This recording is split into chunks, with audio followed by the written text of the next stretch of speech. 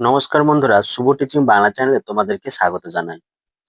আজকে আমরা আলোচনা করতে চলেছি মতি নন্দীর অত্যন্ত জনপ্রিয় উপন্যাস কোনি নিয়ে, যা বিশেষত দশম শ্রেণীর প্রথম পর্যায়ক্রমিক মূল্যায়নের সিলেবাসের অংশ।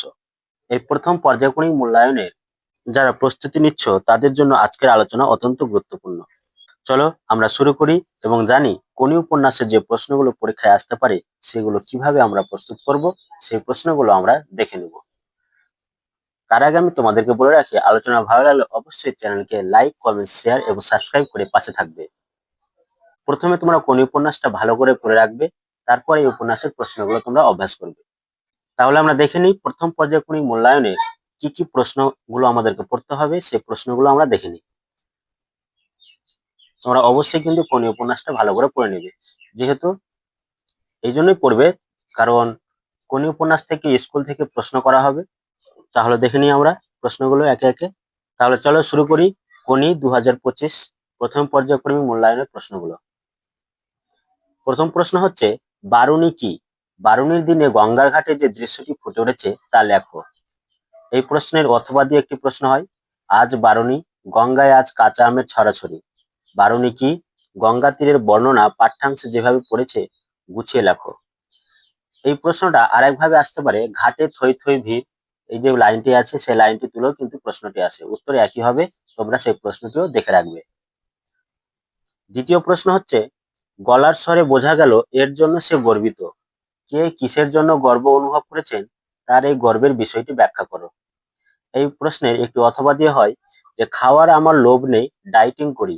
কার খাওয়ার লোভ নেই, তার ডায়েটিং এর পরিচয় দাও। অথবা খাওয়ার আমার লোভ নেই, ডায়েটিং করি, বক্তাকে তার ডায়েটিং এর পরিচয় দাও। এখানে বৃষ্টিধরের যে ডায়েটিং এ রয়েছে সেই ডায়েটিং এর পরিচয় কিন্তু খুবই গুরুত্বপূর্ণ প্রথম পর্যায়ক্রমিক মূল্যায়নের জন্য।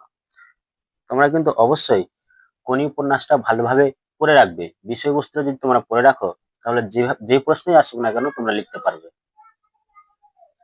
3 নম্বর প্রশ্ন হচ্ছে, বৃষ্টিধর রাগে কথা বলতে পারছে না, শুধু চোখ দিয়ে কামান দাগতে লাগলো। বৃষ্টিধরে এই রেগে যাওয়ার কারণ আলোচনা করো।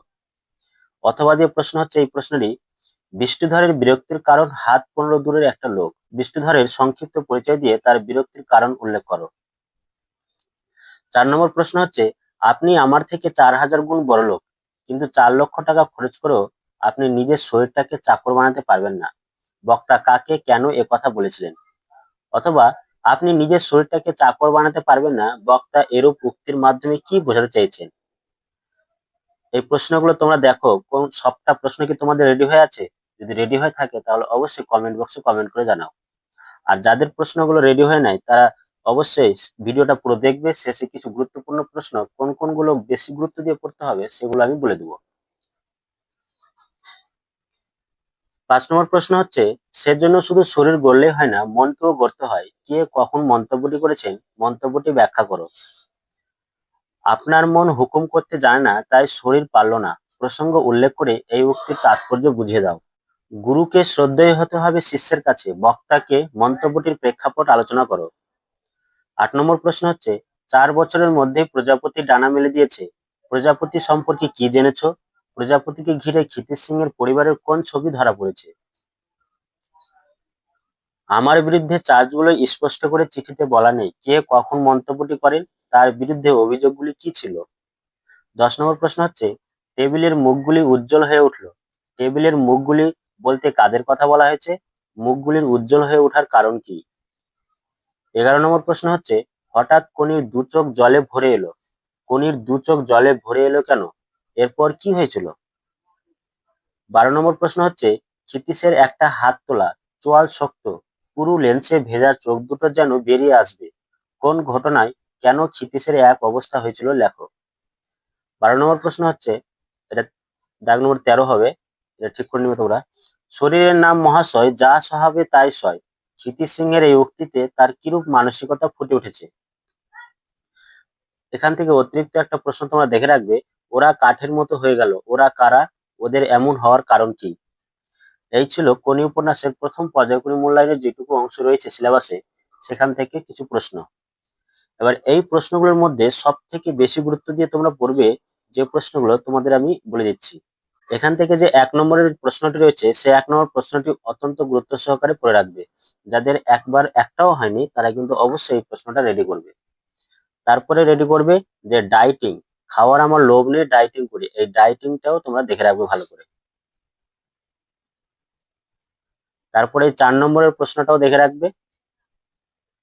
যাদের একটাও হয়নি তারা প্রথমে যেগুলো আমি বললাম সেগুলো প্রথমে করবে, তারপরে বাকিগুলো করবে, কিন্তু অবশ্যই সবটাই প্রশ্ন কিন্তু তোমরা করবে।